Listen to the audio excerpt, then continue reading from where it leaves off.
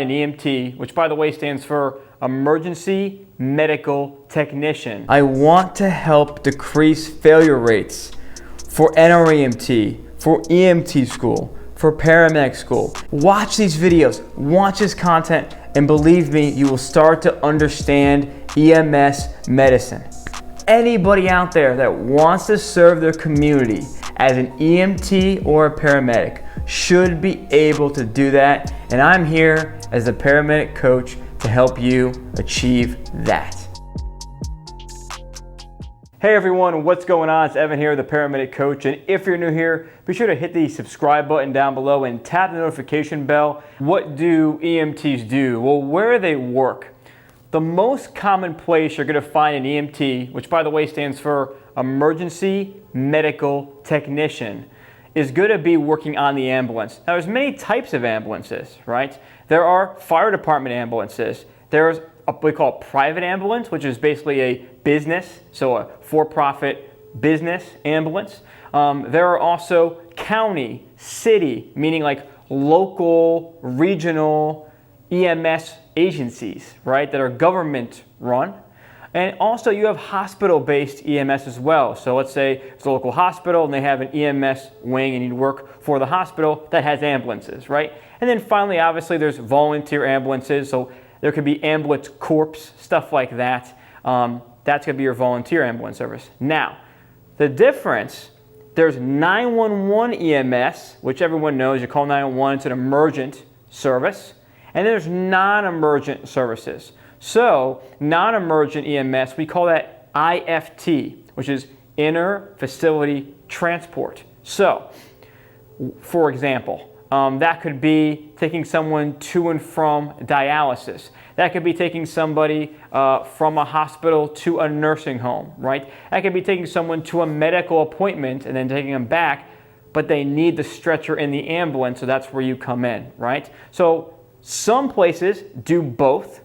Some places do one or the other, and you'll see that out there. Now, there's other places that EMTs work. So the second thing I have here is medical labs or offices. So there are jobs for EMTs out there to work in medical offices as like a medical assistant and stuff like that. Now, I will tell you, with medical labs or offices, out of all these here, paramedics, remember that higher level, I'm going to come up with a video on that. You'll see it in the description when it comes out. It's coming out in a few days. Medical labs or offices, usually those jobs I find are usually they're going to trend towards wanting a paramedic for blood draws or other assessments, stuff like that. But it's very dependent on where you are. So an EMT could work that job. Now they can't. It just depends on the employer and what they want. But I do want to listen on there because yes, it is out there. Just depends on where you live. ER tech is kind of the same thing.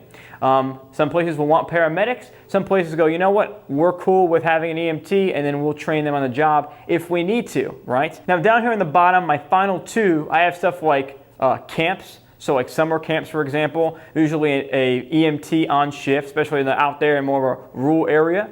And then we also have EMTs that will work in colleges, universities. You'll find colleges and universities that have their own EMS squad, sometimes with an ambulance, sometimes without an ambulance, depending on how they want to do it, all right?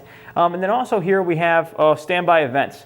So standby events for larger events out there, could be concerts, they'll staff EMTs for that as well. So this is where EMTs work. I'm going to put it all together, got some final information and tips for you here at the end. So here's the main question. Why should you become an EMT, right? If you're watching this video right now, you're probably interested in EMS, or maybe you're on the fence of maybe going to EMT school. So you can read here on the whiteboard some of the things I have, but I want to talk to you from the heart and kind of explain why I think you should become an EMT. So first is the different hours of work. So for example, if you're working a traditional 9-to-5 job, well, you're working 9 to 5 and you have a certain schedule.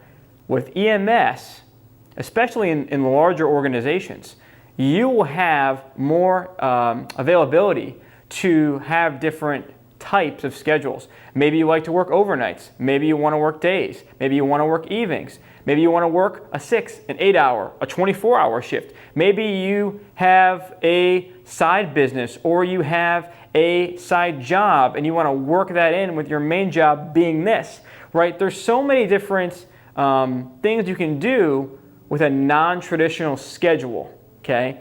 And don't think about it as a negative, take it as a positive. And that's what I recommend that you do, okay? Especially when you're first starting off. It's good to have options instead of just 8 hours, 9 to 5, right? So that's number one. Number two is a fast-paced working environment. So what does that mean? Well, you could be sitting down on the couch and then all of a sudden you're going to one of the worst calls you've ever been on and someone's having a major life-threatening emergency and you're in charge, okay? So that's how EMS operates. So it's not a rule, but a lot of people that are, adrenaline junkies, okay, I know I am, that's going to be something attractive to you of EMS. If you're someone that likes to be outside and not stuck inside all day, that might attract you to EMS. The other thing about EMT in particular is that EMT is a stepping stone to a lot of other career paths, but also other levels of medicine. So maybe you're watching this video right now and you're like, you know what, I want to be a nurse, I want to be a PA, nurse practitioner. You can name it, a CRNA, right? A doctor, right? A paramedic, right? Maybe you want to go higher in your medical education. Respiratory therapy is another one that's popular. With this as well, it's entry level. And the schooling for EMT is only a few months. Most programs are about 3 months. So what does that mean? You have a shortened school and a lot less of an investment to figure out if you're actually going to like this thing called medicine or not.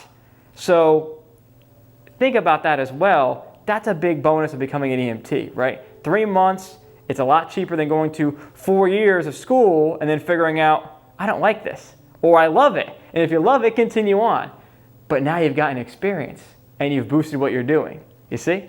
So these are some of the things that I recommend. And really, bottom line, like I have on the board here, is being an EMT, you're learning the fundamentals of emergency medicine. That's what you're learning.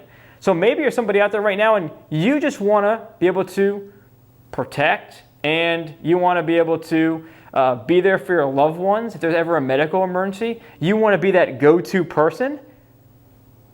Sign up for an EMT class, right? It's only 3 months long, and for lack of a better word, put that patch on your shoulder and have that confidence that you'll gain knowing how to take care of others in a medical emergency. You can do it. That's why I make these videos. That's why I have my prep course.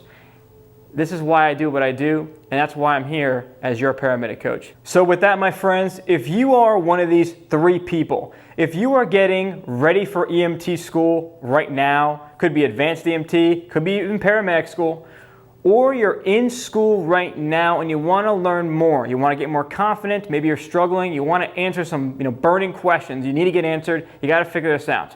Or right now you're getting ready for national registry. I've put all that together, prepping for school, on-the-job tips, EMS meds, all 44 of them, prescription medications, right? National registry prep for every single level, EMT, advanced EMT, paramedic. If you're getting ready for school, I recommend you get this now. If you're in school right now and you want to get ahead, you're behind, so grab it now. If you're getting ready for national registry, you got to study with something. I recommend the program down below in the link in the description. It will say learn more. It's prepareforems.com. This is my prep course. I put everything together. You can check out all the student results down below and learn more about the program. I will see you inside. My friends, hope you enjoy the content here, and I will see you next time. Thank you for watching. Like everything that you were saying was just connecting all these links inside my brain, and I just knew right then and there, I have to have this program. I have to have all the information that he's willing to give. I need all of it. I went through it. I spent the time and money in other areas, and I'm just going to let you guys know that this was everything I was searching for the whole time. The first couple videos I watched, what I noticed, I just immediately started connecting dots on some of these things I didn't have grasp. Went on there, then I continued reviewing, and I did it for about a month, and it helped a lot. Like I said, even after school, and I took that test one time, and I passed it. Your particular program, you have your students engaging, and you have your students discussing, and you have your students actually using your products. And I'm seeing time and time again students that are coming in and announcing their new certification with National Registry. Results, obviously passing the exam, doing it pretty quickly, 70 questions in about an hour. Well, you definitely are like how your videos are. Like, I wasn't sure how it was going to be, but you are how your videos are. So that was awesome. So people who are getting ready for paramedic school, or if you're getting ready to go in the Navy as a corpsman or as an Army medic, you got to prepare yourself. Evan, I know you got a program that helps people prepare that way. So bottom line is, guys, you don't ever want to hear something for the first time with a bunch of other students. So if you're in a competitive learning environment, you don't want to hear about AFib for the first time where everybody else, you want to have an understanding of it before you walk in the room. From 120 questions, passing 2 sections, near passing 1, and then I think 2 below passing, to 70 questions passing completely. $7,000 for school plus everything else that you put into it, all the time, and all the time off work and family and everything. It's to see people fail and fail and fail and then just quit, which I know a couple people who have. I tend to say, it doesn't hurt to have somebody right there to talk to, send a question. Anytime I get the chance, I would gladly offer or advise them to sign up for you and your paramedic coach. It's truly helpful and amazing at what you do. I want to help decrease failure rates for NREMT, for EMT school, for paramedic school. Watch these videos, watch this content, and believe me, you will start to understand EMS medicine. Anybody out there that wants to serve their community as an EMT or a paramedic should be able to do that, and I'm here as the paramedic coach to help you achieve that.